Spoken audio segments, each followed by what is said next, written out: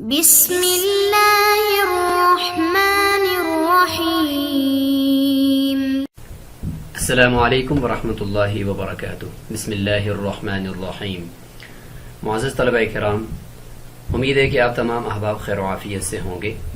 ہدایہ اول کا سبق نمبر 5 ہے، اور اس سبق میں ہم ہدایہ اول کو باقاعدہ شروع کر رہے ہیں، اور کتاب الطہارات سے ہم وضو کے فرائض کا بیان انشاءاللہ آج ہم پڑھیں گے، اور باقاعدہ سے ہماری کتاب کا انشاءاللہ تعالی آغاز ہو جائے گا۔ اس سے پہلے کتاب کا مقدمہ اور اسی کے ساتھ ہدایہ اور صاحب ہدایہ کا تعارف وہ ہم نے پچھلے اسباق کے اندر جان لیا ہے۔ کتاب الطہارات۔ قال اللہ تعالی یا ایہا الذین آمنوا اذا قمتم الى الصلاة فاغسلوا وجوہکم الآیت ففرض الطہارة غسل الاعضاء الثلاثة ومسح الرأس بهذا النص۔ یہاں تک ہم تشریح کریں گے انشاءاللہ، اس کے بعد پھر ہم آگے چلیں گے۔ تو کتاب الطہارات میں کتاب کہتے ہیں مجموعہ، یعنی کتاب کا معنی ہوتا ہے جمع کرنا۔ تو کتاب یا مکتوب، اس کے اندر بھی چونکہ الفاظ کو اور حروف کو جمع کیا ہوتا ہے تو اس لیے اس کو بھی کتاب کہتے ہیں، مکتوب کہتے ہیں۔ اور اصطلاحاً اس کی تعریف ہو جائے گی کہ مسائل کا ایسا مجموعہ کہ جو مستقل ہوں اور مختلف انواع کے اوپر مشتمل ہوں، یا مختلف انواع کے اوپر مشتمل نہ ہوں، لیکن یہ کہ ایک مسائل کا مجموعہ ہو، معتبر مسائل کا، اس کو کتاب کہیں گے۔ کتاب الطہارات۔ طہارات یہ طہارتن کی جمع ہے، اور اس کے بارے میں ابھی انشاءاللہ ہم اس کی تحقیق کرتے ہیں کہ اس کو طہارہ، طہارہ، طہارہ پڑھیں گے تو پھر اس کے مطالب اور اس کے معنی بدلتے جائیں گے۔ ترکیب یہاں پہ دیکھ لیتے ہیں کتاب الطہارات کی۔ کتاب الطہارات یہ 3 ترکیبیں اس کی ہو سکتی ہیں۔ ایک ہے کتاب الطہارات، تو یہ خبر بن جائے گا مضاف مضاف الیہ، اور ھذا اس کی مبتدا محذوف ہو جائے گی، ھذا کتاب الطہارات۔ دوسری ترکیب ہے کہ کتاب الطہارات ھذا، یہ مبتدا اور ان کی خبر مقدم، خبر اس کی مؤخر۔ اور تیسری ترکیب اس کی کتاب الطہارات، اس کا مطلب ہوگا فعل محذوف ہے یہاں پر، اس کے لیے یہ مفعول بھی بن رہے ہیں، اقرأ کتاب الطہارات یا خذ کتاب الطہارات۔ تو یہ اس کی ہو جائے گی ترکیبی عبارت۔ قال اللہ تعالی، اللہ تعالی فرماتے ہیں یا ایھا الذین آمنوا، اے ایمان والو، اذا قمتم الی الصلاۃ، جب تم نماز کے لیے کھڑے ہو جاؤ، فاغسلوا وجوہکم، تو اپنے چہروں کو دھو، الآیہ، ففرض الطہارۃ، بس طہارت کے یعنی وضو کے فرائض میں یہ ہے کہ غسل الاعضاء الثلاثہ، 3 اعضاء کا دھونا ہے، ومسح الرأس، اور سر کا مسح کرنا ہے، بہذا النص، اس نص کی وجہ سے اور اس آیت کی وجہ سے۔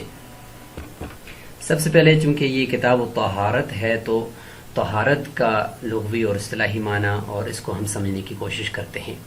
تو طہارت یہ اگر فا کے ضمے کے ساتھ پڑھیں، طہارت پڑھیں تو بمعنی وہ پانی جس سے ہم پاکی حاصل کرتے ہیں، اور کسرے کے ساتھ پڑھیں تو اعلی نظافت، طہارت، یعنی وہ برتن جس کے اندر پانی لے کر انسان طہارت حاصل کرتا ہے۔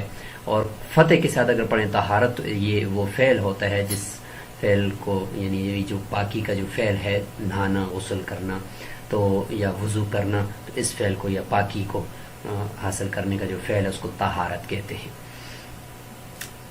بہرحال اس کا لغوی معنی ہے نظافت، صفائی ستھرائی، اور اصطلاحی تعریف اس کی ہے شریعت میں کہ طہارت جو ہے وہ حدث، یعنی بے وضو ہونا نا، حدث اس کو ہم کہتے ہیں، اور اس میں پھر حدث اصغر اور حدث اکبر، حدث اصغر یعنی وضو کا ٹوٹ جانا، اور حدث اکبر یعنی غسل واجب ہو جانا۔ تو یہ یا خبث، یعنی کوئی بھی کسی قسم کی نجاست جسم پر یا کپڑوں پر لگی ہوئی ہے تو اس سے پاک ہونے کا نام یہ طہارت ہے۔ اور بعض نے تعریف یہ بھی کی ہے کہ اعضائے ثلاثہ یعنی صاحب ہدایہ نے جیسے فرمایا نا اعضائے ثلاثہ کو دھونا اور سر کا مسح کرنا، اس کا نام طہارت ہے. تو بعض نے اس کے اوپر بھی اس کو محمول کیا ہے کہ یہی طہارت ہے اس کا اصطلاحی معنی. اگلی بحث ہے کہ طہارات یہ جمع صاحب ہدایہ نے کیوں لائی؟ طہارت مصدر ہے تو مصدر کی جمع تو یا تثنیہ تو نہیں آتی، اور وہ ویسے بھی مصدر جو ہے اس میں جنس ہوتا ہے اور قلیل اور کثیر سب پر بولا جا سکتا ہے، تو پھر طہارات کیوں لائی؟ تو اس کا ایک جواب یہ ہے کہ جس مصدر کے آخر میں تائے تانیث ہو نا اس کی جمع یا تثنیہ وہ لائی جا سکتی ہے. تو چونکہ طہارتن کے آخر میں تائے تانیث ہے تو اس لیے اس کی جمع لائی جا سکتی ہے. اور دوسرا جواب یہ ہے کہ چونکہ طہارت کی مختلف انواع ہیں، وضو ٹوٹ گیا تو اس سے طہارت، تو یہ نجاست حکمی ہے. اسی طریقے سے غسل واجب ہو گیا تو اس سے طہارت، وہ بھی نجاست حکمی ہے چونکہ صراحتاً نجاست تو نہیں ہوتی. اور اسی طریقے سے جسم یا کپڑوں پر کوئی نجاست لگ گئی، گندگی لگ گئی تو اس سے پاکی حاصل کرنے کو بھی طہارت کہتے ہیں. تو طہارت کی بہت ساری اقسام ہیں، تو ان اقسام اور انواع کی طرف اشارہ کرنے کے لیے یہاں پہ صاحب ہدایہ نے طہارات ذکر کر دیا. کتاب و طہارات میں ہم یہاں پہ یہ ذکر کرنا چاہتے ہیں کہ طہارت کو مقدم کیوں کیا، کتاب و طہارت کو. تو یہاں پر اس میں اگر آپ غور کریں تو اللہ تعالیٰ نے جو انسانوں کے لیے احکامات مشروع کیے ہیں، جن کے کرنے کا حکم دیا ہے، تو وہ 4 قسم کے ہیں. ان میں سے سب سے پہلا ہے حقوق اللہ تعالیٰ کے حقوق. دوسرے نمبر پر ہیں حقوق العباد. تیسرے نمبر پر ہیں حقوق اللہ اور حقوق العباد کا مجموعہ، لیکن اس میں حق اللہ غالب ہے. اور تیسرے نمبر پر ہے حق العبد، یعنی اس میں غالب ہے دونوں ہیں، اس میں حقوق اللہ بھی ہیں اور حقوق العباد بھی ہیں، لیکن حق العبد اس میں غالب ہے. تو ان تمام احکامات کو چونکہ ہدایہ کے اندر جمع کیا گیا ہے، لیکن اس میں سب سے پہلے حقوق اللہ کو مقدم کرنا پڑا، چونکہ ان کی عظمت ہے اور اللہ تعالیٰ کی عظمت اور کبریائی کی وجہ سے اس کے حق کو مقدم کرنا ہے، تو اس لیے اس کو مقدم کر دیا. اچھا، اب اس میں جو مقدم کیا ہے وہ تو نماز کو مقدم کیا ہے. نماز سب سے بنیادی دین کا ستون ہے اور کلمہ کے بعد دوسرا اس کا نمبر ہے، تو اس کو مقدم تو کیا، لیکن اس کے ساتھ چونکہ اس کے لیے شرط وہ طہارت ہے، تو اس لیے پھر طہارت کو اس سے پہلے، چونکہ شرط پہلے آتے ہیں پھر مشروط آتے ہیں نا، تو اس لیے پہلے اس کو ذکر کیا اور اس کے بعد پھر کتاب الصلاۃ کو جو ہے وہ ذکر کریں گے. ویسے تو طہارت فی نفس ہی تو مقصود نہیں ہے نا، غیر مقصود ہے، لیکن یہ مقصود بغیر ہی ہے، نماز کی وجہ سے یہ مقصود ہے، ورنہ یہ مقصود تو نہیں ہے.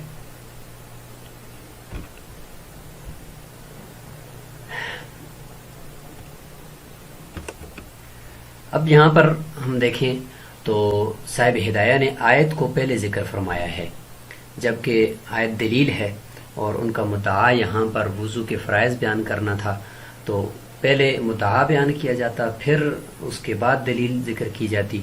تو یہاں پر پہلے کیوں ذکر کر لیا قرآن مجید کی آیت کو؟ تو اس کا جواب یہ ہے کہ اللہ تعالیٰ کے بابرکت نام اور اس کی بابرکت آیت اور کلام سے ابتدا کرنا اور اس سے برکت حاصل کرنا مقصود تھا، اس لیے صاحب ہدایہ نے آیت کو پہلے ذکر فرما دیا. اور چونکہ یہ آیت اس کے اندر بیائی نہیں طہارت ہی کا ذکر ہے، وضو کا کے فرائض اور پھر تیمم کا طریقہ، تو اس لیے اس مناسبت سے بھی اس کو پہلے ذکر فرما دیا اور پھر آخر میں جا کر بحاظ النص سے اس آیت کی طرف اشارہ کر دیا کہ اس دلیل کے ذریعے سے ہم طہارت یعنی وضو کے 4 فرائض کو سمجھ سکتے ہیں. اور آیت کو اگر ہم دیکھیں تو یا ایھا الذین آمنوا اذا قمتم، اے ایمان والو جب تم کھڑے ہو جاؤ نماز کے لیے. اذا ذکر کیا، ان ذکر نہیں کیا، کیونکہ ان کے اندر شک ہوتا ہے، جبکہ اذا کے اندر دوام اور استقلال ہوتا ہے. تو چونکہ نماز تو پڑھنی ہی پڑھنی ہے، تو اس لیے اس طرف اشارہ کیا کہ یقینی بات ہے کہ آپ نے نماز پڑھنی ہی ہے، لہٰذا جب نماز کے لیے تم کھڑے ہو جاؤ گے تو پھر تم اپنے چہروں کو دھو گے. یہاں پہ پہلے فرض کا ذکر شروع کر دیا یہاں سے. لیکن یہاں پہ ایک اشکال ہے، وہ یہ ہے کہ اذا قمتم الی الصلاۃ، جب تم نماز کے لیے کھڑے ہو جاؤ تو وضو کرو. تو نماز کے لیے کھڑے ہو کر تو وضو نہیں کیا جاتا، اس کا تو مطلب یہ ہو کہ نماز کے لیے جب کھڑے ہوگے تو پھر وضو کرو گے. تو اس میں آپ نے تقدیری عبارت محذوف ماننی ہوگی، وہ یہ ہے کہ اذا اردتم القیام الی الصلاۃ، جب تم نماز کی لیے یہ نماز قائم کرنے کا ارادہ کرو تو اس وقت تم پھر وضو کرو. اچھا پھر آگے یہ ہے کہ جب بھی نماز کے لیے ہم کھڑے ہوں گے تو وضو اگر ہو بھی پرانا تو پھر بھی ہم وضو کریں گے. اس آیت سے تو یہ پتہ چلا کہ جس وقت بھی نماز پڑھنی ہے تو پہلے وضو ضرور کرنا ہے. تو اگر کسی کا وضو ہے وہ اگر پڑھنا چاہتا ہے اسی وضو کے ساتھ تو کیا وہ پڑھ سکتا ہے؟ تو اس آیت سے تو نہیں لگ رہا. تو اس کا جواب یہ ہے کہ اس آیت کے چونکہ حدیث کے اندر اگر دیکھا جائے اور حضور صلی اللہ علیہ وسلم کی زندگی پہ غور کیا جائے تو آپ صلی اللہ علیہ وسلم نے جنگ کے موقع پر بھی اور ویسے بھی ایک وضو کے ساتھ 3-4 نمازیں پڑھی ہیں. تو اس لیے یہاں پر پھر ہمیں یہ محذوف ماننا پڑے گا کہ وَأَنْتُمْ مُحْدِثُونَ، جب تم نماز کا ارادہ کرو، نماز پڑھنے کا ارادہ کرو اس حال میں کہ تم بے وضو ہو، محدثون تم بے وضو ہو، تو پھر اس صورت میں فَغْسِلُوا وُجُوهَكُمْ، تم اپنے چہروں کو دھو. الآیہ اگر آپ اس کو الآیتا پڑھیں گے تو پھر مطلب ہوگا اقرأ الآیات الی آخرہ، آخر تک اس آیت کو آپ پڑھ سکتے ہیں. الآیاتو پڑھیں گے تو مبتدا ہے اور خبر اس کی محذوف ہے. الآیاتو معلومتن کہ یہاں سے آگے آیت تو ویسے آپ کو معلوم ہے. تو بہرحال ہم اس آیت کو مکمل طور پر دیکھتے ہیں اور اس کے بعد پھر اس پہ انشاءاللہ بات کرتے ہیں. تو یہ ہے جی مکمل آیت آپ کے سامنے. فَغْسِلُوا وُجُوهَكُمْ وَأَيْدِيَكُمْ إِلَى الْمَرَافِقِ وَامْسَحُوا بِرُؤُوسِكُمْ وَأَرْجُلَكُمْ إِلَى الْكَعْبَيْنِ، کہ جب تم نماز کے لیے کھڑا ہونے کا ارادہ کرو تو اگر تم بے وضو ہو تو پھر تم اپنے چہروں کو دھو، اپنے ہاتھوں کو دھو کونیوں تک، اور اپنے سروں کا مسح کرو اور اپنے پاؤں کو دھو إِلَى الْكَعْبَيْنِ ٹخنوں تک. وَإِن كُنتُمْ جُنُبًا، اگر تم جنبی ہو یعنی غسل واجب ہے تم پر، فَطَّهَّرُوا تو پھر خوب پاکی حاصل کرو، مطلب غسل کرو. وَإِن كُنتُمْ مَرْضَىٰ یہاں سے آگے پھر آیت میں عذر ہے اور تیمم کے لیے آزار ذکر کیے ہیں اور اس کے بعد پھر تیمم کا طریقہ ذکر کیا گیا ہے. اب آتے ہیں ہم فرض الطہارتی یہاں سے کہ طہارت کا یعنی وضو کے فرائض وہ 3 اعضاء کا دھونا اور سر کا مسح کرنا ہے، اس نص سے ثابت ہوا. فرض طہارت کے کتنے ہیں؟ 4. 3 تو یہ اعضاء کا دھونا ہے، 3 کے اندر تو تعلق غسل کے ساتھ ہے یعنی دھونے کے ساتھ ہے، اور وہ ہیں چہرہ اور دونوں بازو کونیوں سمیت اور پاؤں ٹخنوں سمیت، اور وہ مسح الرأسی، اور چوتھا ہے جی مسح ہے اور وہ فریضہ مسح کا ہے اور وہ سر کا مسح کرنا ہے، اور نص یہ دلیل ہے اس کے اوپر. سب سے پہلے فرض پہ بات کر لیتے ہیں. فرض، یہ فرض کا معنی ہوتا ہے، ایک ہوتا ہے قطع، جیسے کہ قطع الخیاط الثوبہ، جیسے کہ ہم کہتے ہیں نا کہ درزی نے کپڑے کو کاٹ لیا. اور اس طریقے سے فرض کا معنی ہوتا ہے تقدیر بھی ہوتا ہے، قد فرض اللہ لکم، یہ بیان کے معنی میں ہے یہاں پر اس آیت میں قد فرض اللہ لکم، اور تقدیر کے معنی میں بھی ہے قد علمنا ما فرضنا علیہم ای ما قررنا یا ما قدرنا. تو فرض قطع کے معنی میں بھی ہے، بیان کے معنی میں بھی ہے، تقدیر یعنی مقرر کرنے کے معنی میں بھی ہے، اور لازم کے معنی میں بھی ہے. تو یہاں پہ اس کی اصطلاحی تعریف یہ ہو جائے گی کہ فرض ایسا حکم کہ جس کا کرنا یہ لازمی ہو اور اس کے نہ کرنے یعنی اس کو ترک کرنے کے اوپر عقاب اور سزا وہ مرتب کی گئی ہو، اور اس کا انکار کرنے والا کافر ہو، اور جو دلیل قطعی سے ثابت ہو، یعنی دلیل قطعی کا مطلب حدیث متواتر یا قرآن اس سے ثابت ہو، دلیل قطعی سے ثابت ہو، اس کو فرض کہیں گے. اور اس کے مقابلے میں جو واجب ہے وہ تھوڑا سا اس میں درجے میں کم ہے. عمل میں تو دونوں برابر ہیں، فرض بھی واجب بھی، لیکن تھوڑا درجے میں کم ہے کہ واجب دلیل ظنی سے ثابت ہوتا ہے، اور اس کے باقی عمل کے اندر اس کے یعنی کرنے کے اندر بھی ثواب اور نہ کرنے کے اندر عقاب اس میں بھی ہے، اور لیکن اس کا انکار کرنے والا جو ہوتا ہے وہ کافر نہیں ہوتا، وہ فاسق اور فاجر کہلاتا ہے. دلیل ظنی یعنی وہ اخبار احاد یعنی خبر واحد وغیرہ سے وہ ثابت ہوتا ہے. اب طہارہ کا مطلب تو ہم نے طہارہ، طہارہ اور طہارہ یہ بتا دیا ہے. لہٰذا یہاں پہ طہارت سے مراد وہ وضو ہے، وضو کا ذکر پہلے کا فرما رہے ہیں، تو اس لیے طہارت سے مراد یہ حدث اصغر سے پاکی کو کہیں گے. لہٰذا اس کے 4 فرائض ہیں. فرض مفرد ذکر کیا ہے، حالانکہ فرائض کہنا چاہیے، 4 فرائض ہیں نا. تو اشارہ اس طرف ہے کہ چونکہ چاروں فرائض مل کر ایک جان ہیں، ان میں سے اگر کسی ایک کو بھی اگر نہیں پورا کیا تو یہ وضو نہیں ہوگا. اس لیے فرض مفرد ذکر کے گوئے کہ یہ ایک ہی چیز ہے، ایک ہی جان ہے. تو ففرض الطہارت غسل الاعضاء الثلاثہ. ایسا اب شروع کر رہے ہیں فرائض کو کہ وضو کے فرائض وہ 3 اعضاء کا دھونا ہے، ومسح الراسی اور سر کا مسح کرنا ہے، بہذا النص اس نص کے ذریعے سے. اب یہاں پہ غسل اور غسل. غسل کا معنی ہوتا ہے یہی دھونا، جو دھونے کا ہم عمل کرتے ہیں اس فعل کو غسل کہتے ہیں. اور غسل یہ پانی کے اوپر بھی اطلاق ہوتا ہے یا اس ماء مطلق کے اوپر جس کے ذریعے سے وہ طہارت حاصل کی جاتی ہے. اور غسل وہ اعلی طہارت اس کو ہم کہیں گے. غسل اور مسح اس کے درمیان فرق بتا رہے ہیں صاحب ہدایہ یہاں پر کہ والغسل هو الاسالہ والمسح هو الاصابہ. کہ غسل کا مطلب ہوتا ہے وہ پانی کا بہانا اور مسح کا مطلب ہوتا ہے پانی کا پہنچانا، یعنی بغیر تقاطر کے. اور اصالت کے اندر یہ ہے کہ پانی آپ کے اعضاء کے اوپر سے بہہ اور چند قطرے نیچے ٹپکیں، اس کو کہیں گے غسل. اور اگر تر ہاتھ آپ پھیریں گے تو اس کو غسل نہیں کہیں گے، اس کو مسح کہیں گے. جیسے جس کو کہا ہے اصابہ، یعنی صرف تر ہاتھ کا جسم تک پہنچانا، اس کو اصابہ کہتے ہیں. تو معلوم ہوا کہ جہاں پہ اعضاء کو دھونے کی بات کر رہے ہیں تو وہاں پہ اعضاء کے اوپر سے پانی کا نیچے تقاطر کی شکل میں گرنا اور ٹپکنا یہ ضروری ہے. دلک یعنی اس میں ملنا اور رگڑنا یہ کافی نہیں ہے، ضروری نہیں ہے، بلکہ صرف پانی بہہ جائے اور پانی پہنچ جائے اور اس میں کوئی بال خشک نہ رہے، بس یہی غسل ہے. اور مسح اس کے اندر پانی کا بہانا ضروری نہیں ہے، بلکہ تر ہاتھ بھی اگر لگ جاتا ہے تو وہ مسح ہو جائے گا. اب سب سے پہلا جو فرض ہے وہ چہرے کا دھونا ہے.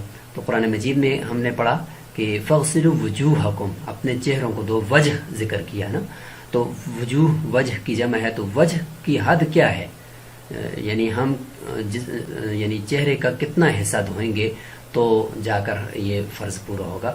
بالترتیب چونکہ 4 فرائض ہیں، چہرے کا دھونا، اس کے بعد بازوؤں کا کونیوں سمیت دھونا، اس کے بعد ٹخنوں سر کا مسح کرنا، اور آخر میں ٹخنوں سمیت دونوں پاؤں دھونا.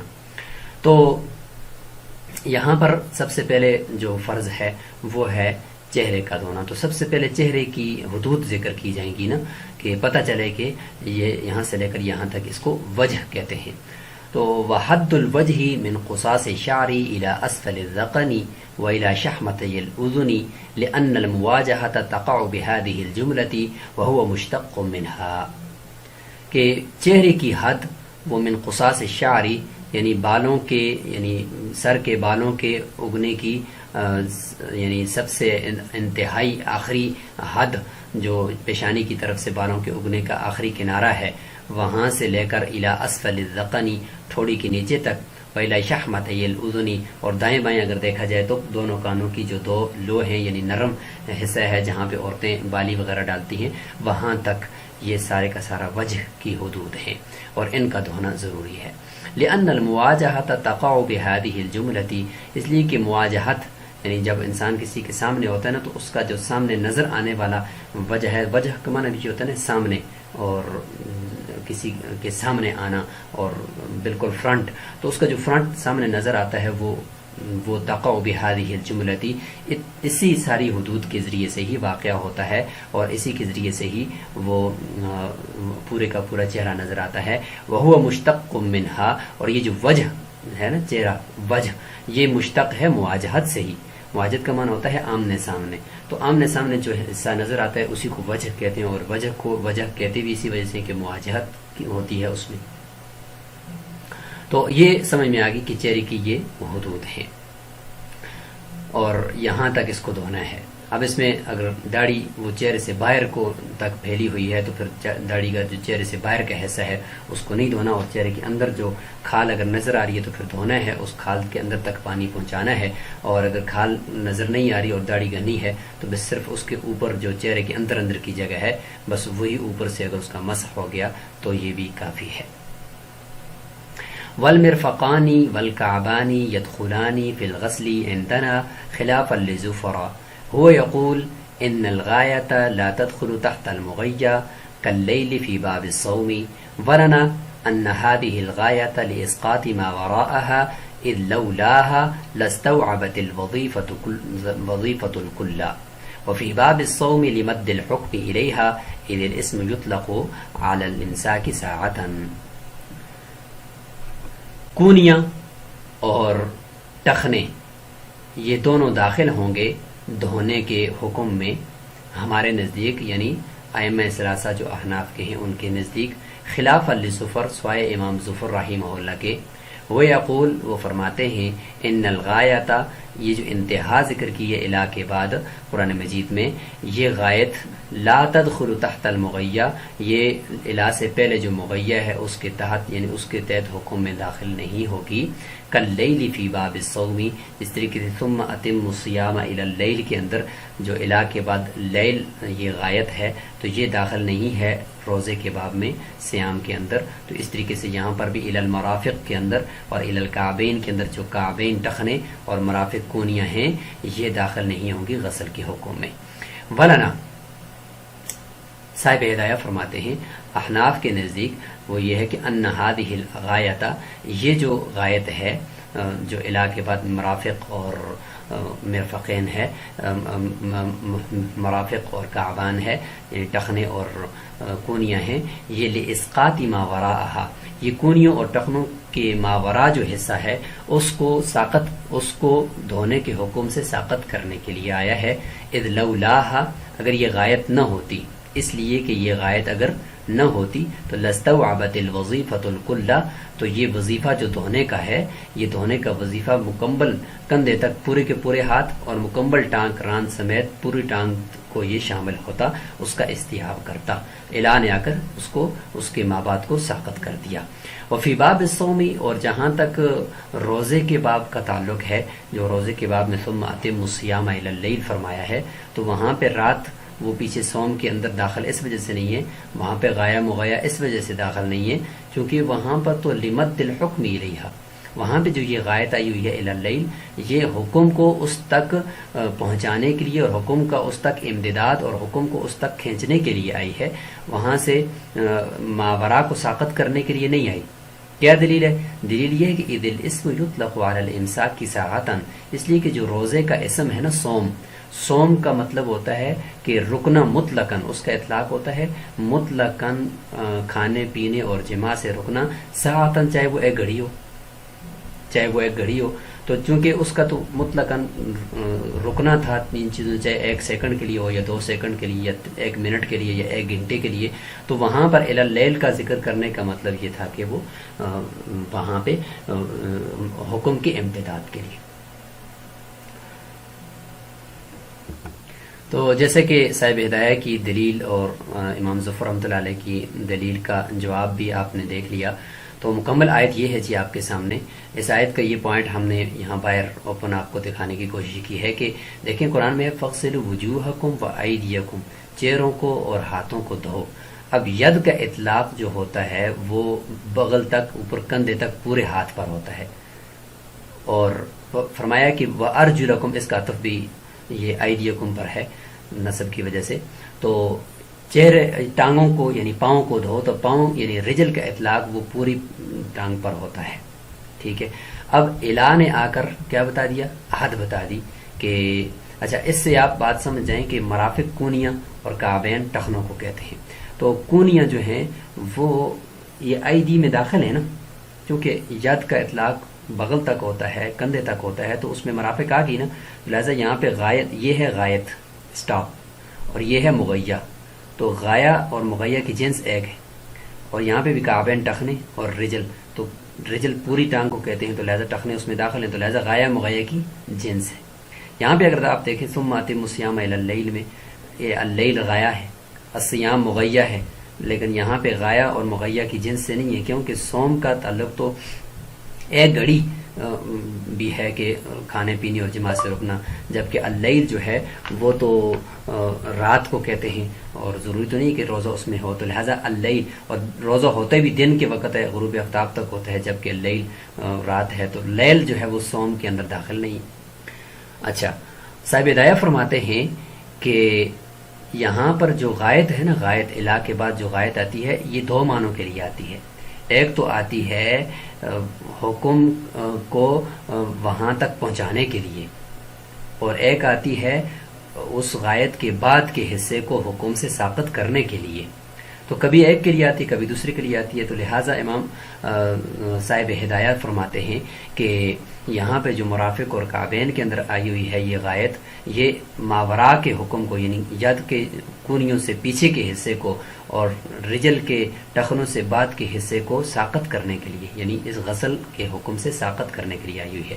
اور یہاں پر جو غایت آئی ہوئی ہے الی اللیل، یہ روزے کو مکمل کرنے کا جو حکم ہے وہ اس کو یہاں اللیل تک لے جانے کے لیے، امداد کے لیے آئی ہے، اس کے بعد کو ساقط کرنے کے لیے نہیں آئی. چونکہ روزہ ہوتا ہی پہلے کے لیے، لہٰذا روزہ ہوتا ہی ایک گھڑی رکنے کو لے، تو اس کو صرف کھینچ کر یہاں تک لے کر آئیں کہ اس کا وقت یہ رات تک ہے، رات اس میں شامل نہیں.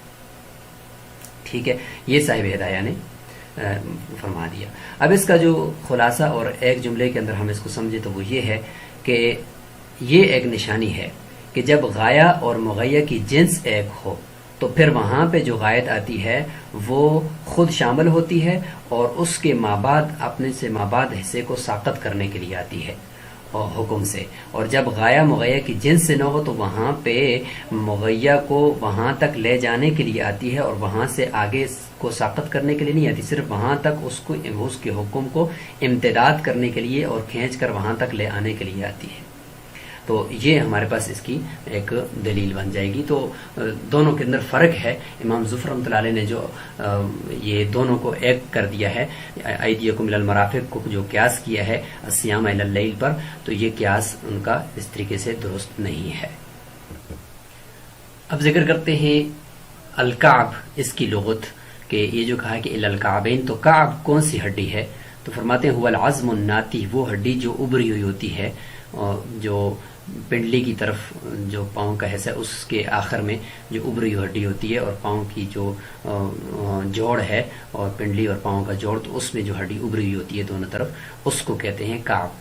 اور بعض کے نزدیک چونکہ درمیان میں پاؤں کے درمیان میں جو ابری ہڈی ہے اس کو کہا گیا تھا، لیکن فرماتے ہیں کہ نہیں، وہ نہیں مراد، بلکہ ٹخنے سے مراد وہ ہڈی ہوتی ہے جو پنڈلی کے قریب جو ہڈی ابری ہوتی ہے وہ ہوتی ہے. وہ صحیح، یہی صحیح ہے. ومنہ الکعب، اسی سے وہ وکواعب اترابہ بھی ہے نا، کہ یعنی وہ عورتیں، نوجوان عورتیں جن کے سینوں کا ابھار ہوتا ہے تو ان کو کعب کہتے ہیں، ابری ہوئی ہوتے ہیں ان کی چھاتیاں. قال والمفروض في مسح الرأس مقدار الناصية وهو ربع الرأس لما روى المغيرة بن شعبة أن النبي صلى الله عليه وسلم أتى سباتة قوم فبال وتوضأ ومسح على ناصيته وخفيه والكتاب مجمل فالتحق بيانا به وهو حجة على الشافعي رحمه الله في التقدير ب3 شعرات وعلى مالك في اشتراط الاستيعاب وفي بعض الروايات قدره بعض أصحابنا ب3 أصابع من أصابع اليد. اس پوری عبارت کو کا ایک دفعہ ترجمہ کرتے ہیں، انشاءاللہ ہمیں اس سے کافی رہنمائی ملے گی، پھر اس کی مختصر تشریح کرتے ہیں. فرماتے ہیں کہ والمفروض فی مسح الرأس مقدار الناصیتی، یعنی فرض جو سر کے مسح کے اندر ہے وہ پیشانی کی مقدار کی بقدر سر کا مسح کرنا ہے. پیشانی کی مقدار وہو ربع الرأس، وہ سر کا چوتھائی حصہ بنتا ہے. جس طریقے سے یعنی دلیل ہمارے پاس وہ روایت ہے جو مغیرہ بن شعبہ رضی اللہ عنہ نے روایت فرمائی ہے ان نبی صلی اللہ علیہ وسلم اتا سباتۃ قوم، کہ آپ صلی اللہ علیہ وسلم ایک قوم کے ڈھیر پر تشریف لائے، فبالا، اور وہاں پہ انہوں نے قضاء حاجت فرمائی، وتوضأ، اور وضو فرمایا، ومسح علی ناصیتہ وخفیہ، اپنی پیشانی کے اوپر اور اپنے موزوں کے اوپر مسح فرمایا. والکتاب مجمل، یہاں پہ کتاب اللہ یعنی یہ جو قرآن کی آیت ہے وَامْسَحُوا بِرُؤُوسِكُمْ، یہ مجمل ہے. فَالْتَحَقَ بِيَانًا بِهِ، بس یہ روایت ملحق ہوگی اس آیت کے ساتھ بیان کے طور پر. وہ حجت علی الشافعی رحمہ اللہ، یہ امام شافعی رحمۃ اللہ علیہ کے خلاف حجت بھی ہے یہی حدیث. فی التقدیر ب3 شعرات، 3 بالوں کی مقدار مقرر کرنے کے اندر مسح میں. وعلی مالک، اور امام مالک کے اوپر بھی حجت ہے فی اشتراط الاستیعابی، یعنی پورے سر کا استیعاب کرنا مسح کے اندر، اس کی شرط لگانے کے اندر اور اس کو فرض قرار دینے کے اندر. وفی بعض الروایاتی، اور بعض روایات میں ہے کہ قدرہ بعض اصحابنا، ہمارے بعض اصحاب نے مقرر کیا ہے بثلاث اصابع، 3 انگلیاں، من اصابع الید، ہاتھوں کی انگلیوں میں سے، یعنی بثلاث اصابع من اصابع الید، یعنی ہاتھ کی جو 3 انگلیاں ہیں ان انگلیوں کو ان کی مقدار یہ فرض ہے مسح کے اندر۔ تو اس پوری عبارت کے اندر صاحب ہدایہ وہ چوتھا فرض وضو کا بیان فرما رہے ہیں، یعنی سر کا مسح کرنا، اور اس میں ذکر فرماتے ہیں کہ وہ ہے سر کا چوتھائی حصہ، یہ ہے فرض۔ کیسے پتہ چلا؟ فرماتے ہیں کہ چونکہ قرآن کی آیت تو مجمل ہے، وَامْسَحُوا بِرُؤُوسِكُمْ، اس میں تو کوئی بھی دلیل نہیں پکڑی جا سکتی کہ کتنی مقدار ہے، لہٰذا ہمارے پاس ایک روایت ہے وہ حضرت مغیرہ بن شعبہ کی ہے کہ وہ فرماتے ہیں کہ آپ صلی اللہ علیہ وسلم نے قضاء حاجت فرمائی اور اس کے بعد پھر وضو فرمایا اور مسح کیا اپنی پیشانی پر، علی ناصیتہ، یعنی پیشانی پر، مطلب یہ ہے کہ پیشانی کی بقدر جتنی پیشانی ہوتی ہے اس کی بقدر وہ سر کا مسح کیا، یعنی چوتھائی سر کا مسح کیا۔ تو کتاب تو چونکہ مجمل ہے تو لہٰذا اس حدیث کو ہم کتاب کی تفسیر تو سمجھ سکتے ہیں نا، تو اس سے ہمیں پتہ چلا کہ چوتھائی سر جو ہے وہ مسح کرنا اس کا فرض ہے۔ امام شافعی رحمۃ اللہ فرماتے ہیں کہ چونکہ قرآن میں تو مطلق ہے، کوئی تفصیل نہیں ہے، تو لہٰذا اس میں تو 3 بال بھی اگر مسح کریں تو پھر بھی مسح ہو جائے گا نا، چونکہ قرآن میں تو کوئی تفصیل نہیں ہے۔ امام مالک رحمہ اللہ فرماتے ہیں کہ چونکہ قرآن میں رؤوس کہا ہے، رأس کہا ہے، تو سر کا اطلاق تو پورے سر پر ہوتا ہے، لہٰذا پورے سر کا مسح فرض ہو جائے گا۔ تو صاحب ہدایہ فرماتے ہیں کہ چونکہ یہ حدیث یہ ملحق ہو چکی ہے، بیان کے طور پر آیت کے اجمال کو بیان کر رہی ہے، لہٰذا اس کو ہم لے لیں گے اور یہی راجح ہے عند الاحناف کے چوتھائی سر کا مسح فرض ہے۔ بعض روایات یعنی نوادر کی روایات کے بارے میں ذکر فرما رہے ہیں کہ بعض اصحاب نے یہ فرمایا ہے کہ جو ہاتھ کی 3 انگلیاں ہیں اس کی بقدر مسح فرض ہے۔ وہ کیوں؟ اس لیے کہ یہ جو ہاتھ کی 3 انگلیاں ہوتی ہیں تو اس کے بارے میں آگے فرما رہے ہیں کہ یہ جو ہاتھ کی 3 انگلیاں ہیں لِأَنَّهَا أَكْثَرُ مَا هُوَ الْأَصْلُ فِي آلَةِ الْمَسْحِ، اس لیے کہ یہ جو مسح کرنا ہے تو وہ تو ہاتھ کے ساتھ کرنا ہے نا، تو یہ ہاتھ کی انگلیوں کے ساتھ مسح کرنا ہے، تو یہی انگلیاں جو ہیں یہ ہاتھ کے اندر تو چونکہ 5 ہوتی ہیں تو 5 میں سے 3 انگلیاں یہ اکثر ہیں نا، تو لہٰذا جب 5 میں سے 3 انگلیاں ہیں تو ہم یہ سمجھیں گے کہ یہ پورے ہاتھ کے ساتھ اس نے وہ ہے کہ مسح کر لیا۔ لِأَنَّهَا أَكْثَرُ، اس لیے کہ یہ ہاتھوں کی جو انگلیاں ہیں یہ 3 انگلیاں خاص طور پر یہ اکثر ہیں، ما اس ہاتھ کی یعنی اس آلے کی اکثر شمار ہوتی ہیں، وَالْأَصْلُ فِي آلَةِ الْمَسْحِ، جو مسح کے آلے کے اندر اصل شمار ہوتا ہے وہ کیا ہے؟ ہاتھ۔ تو ہاتھ کے اندر چونکہ 5 انگلیاں تو 3 اضافی ہیں نا، یعنی 3 اس میں زائد ہیں نا اور 3 زیادہ ہیں بنسبت 2 کے یا 1 کے، تو لہٰذا ہم یہ سمجھیں گے کہ جب 3 انگلیوں کی مقدار مسح کریں گے تو گویا کہ وہ مسح وہ پورے ہاتھ کے ساتھ ہو گیا اور وہ چوتھائی ہو گیا، سمجھ گئے؟ تو اس لیے فرمایا کہ 3 انگلیاں بعض نے مقرر کی ہیں، لیکن مفتہ بھی قول وہی ہے کہ چوتھائی سر کی بقدر جو ہے وہ جس طرف سے بھی چاہیں وہ مسح کریں گے۔ مسح کی کوئی خاص طریقہ یہ نہیں ہے، بس صرف یہ کہ سنت کے اندر انشاءاللہ ہم ذکر کریں گے آگے کہ وہ پورے سر کا استحباب کریں گے تو وہ مسنون ہے، ورنہ چوتھائی سر کسی طرف سے بھی آپ تر انگلیوں کو اور تر ہاتھ کو سر پہ پھیر دیں تو آپ کا مسح ہو جائے گا۔ تو آج کا ہمارا سبق یہیں پہ ہی یہ اختتام پذیر ہوتا ہے، انشاءاللہ اگلے سبق کے اندر ہم طہارت یعنی وضو کی سنتیں لے کر حاضر ہوں گے، اور آج آپ نے وضو کے 4 فرائض یہ ذکر کرنے ہیں کمنٹ باکس کے اندر، اور اس میں خاص طور پر یہ جو امام ظفر رحمۃ اللہ علیہ کا اختلاف ہے کہ کونیاں اور ٹخنے دھونے کے حکم میں داخل ہیں یا نہیں ہیں، اس کی مختصر وضاحت آپ فرمائیں گے۔ السلام علیکم ورحمۃ اللہ وبرکاتہ۔